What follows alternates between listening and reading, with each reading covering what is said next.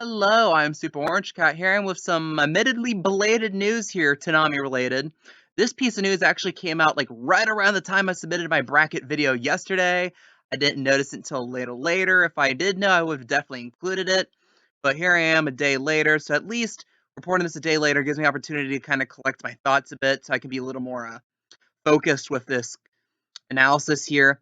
Toonami just released its new schedule for May 9th. I did kind of a hint that we were probably going to get a new schedule soon because you have Demon Slayer is ending soon. I think we're in the second to last episode will air tonight. So something has to replace it. And again, the most common theories people said were like, oh, Mob Psycho Season 2, that's definitely going to be the new show. Well, Mob Psycho did come to the block. It actually is Mob Psycho. Problem is, it's reruns of the first season. So right now we have Mob Psycho Season 1 coming to the block to replace Demon Slayer. It will be filling in at 1 a.m., which is Paranoia Agent's spot. So what happens is that Paranoia Agent gets flipped up 30 minutes to 12:30, which leads to an interesting situation where you have My Hero Academia at midnight, the first show. Then you have rerun Paranoia Agent, then a rerun of Mob Psycho 100. Following that would be Black Clover, Golden Wind, and then Shippuden, which is a bold strategy. If you're the optimist here, you're looking at Mob Psycho Season 1 and being like, okay, this is definitely them leading up and saving the slot for Mob Psycho Season 2. I mean, naturally, if you air Mob Psycho Season 1, then it's going to go into Mob Psycho Season 2, right? Well, that's the optimist way to look at it. But again, even so, that means we're not getting Mob Psycho Season 2 for about 12 more weeks. That starts on this week, so it'd be like sometime in August we'll get it if that's what the trend is here. And again, if you're looking at this more pessimistically, which based on the online reaction seems to be how most people are looking at it, I mean, two of your first three shows on the block are reruns, and it's in a short 6 episode block too. So right now you have My Hero Academia. By this date, there'll only be like 2 or 3 episodes left, probably, of the fourth season of My Hero Academia. So you're gonna have to do something about that soon. So you have a pending issue right there at the top of the block. You have Paranoia Agent, which is a wild card because there definitely is a lot of hype online for it. But does that translate to ratings? Does that translate to people watching it? Especially for a show that is 15 years old like that. Then you have a recent rerun of Mob Psycho, which might be worse because the nostalgia hasn't built up for Mob Psycho where something like an Adult Swim action show like Paranoia Agent would have, you know. And then you gotta feel sorry for Black Clover at this point. Like, Black Clover is kind of always just languished late in the block. And you have a show that a lot of people have been saying over time has gotten better and has become more and more respectable, but it keeps getting kind of shafted like this. I mean, it's behind 2 reruns at this point, you know? And again, you could say also, what about the last hour shows? Well, it's kind of become standard for JoJo to be late in the block, and it's also become standard for Shippuden to be the last show because more or less Shippuden is a glorified rerun at this point because it's already been out for 5 years. It's just that this is the first time it's actually airing on TV, so it's technically in some reasons considered a premiere.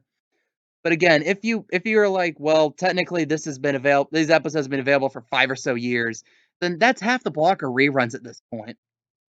And you could talk about, well, it's because of the current state of the world right now. Japan has shut down. Funimation has done weird piecemeal dubbing. More on that later, actually.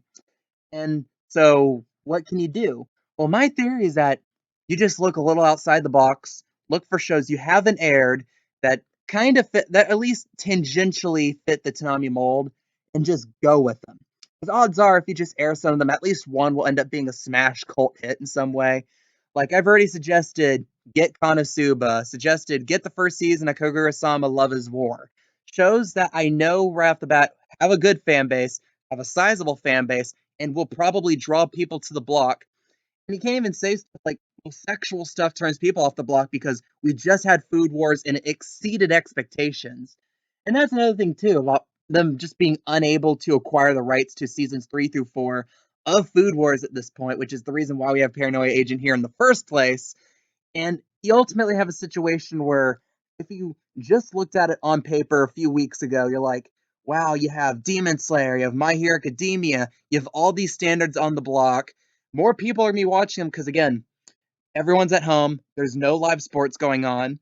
This has got to be heaven for Toonami. And then just weeks later, you have what's seemingly close to some form of nightmare scenario for the block here. And again, Uzumaki can't come soon enough for Toonami.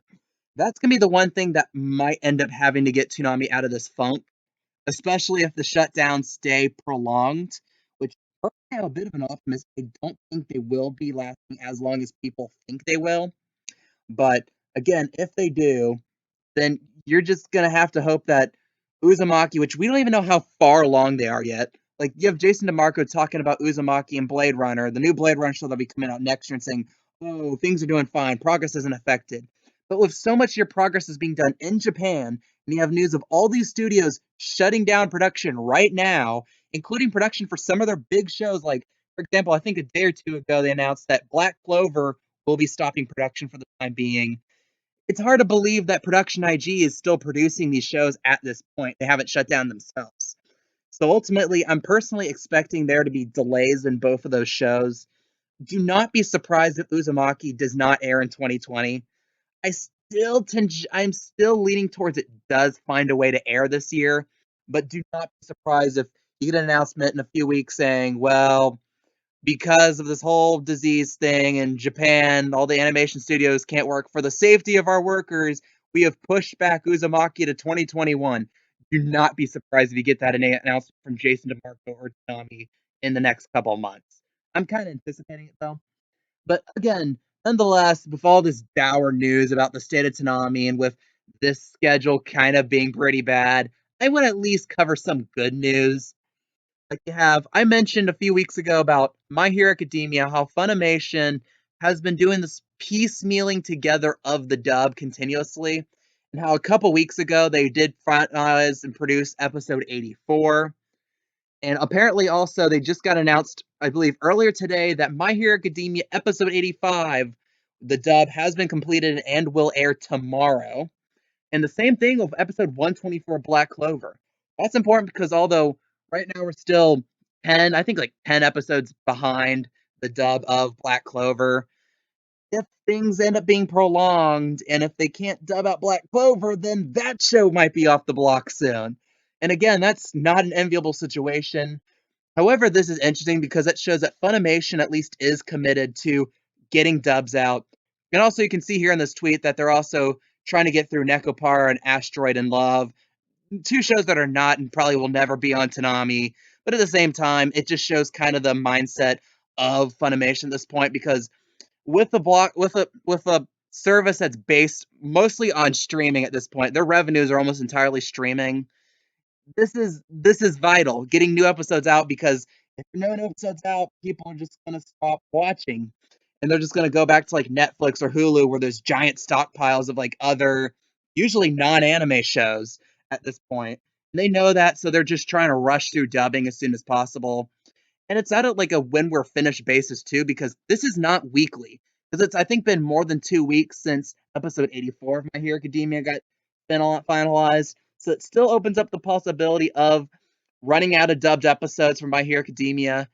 I want to say episode 84 airs tonight. It could be 83 of My Hero Academia. I'm not exactly sure on that, but we are coming really close to that threshold. So it will be kind of a race against time here with Funimation and with Toonami, because if that's not met, then we would have to find a new show for My Hero Academia.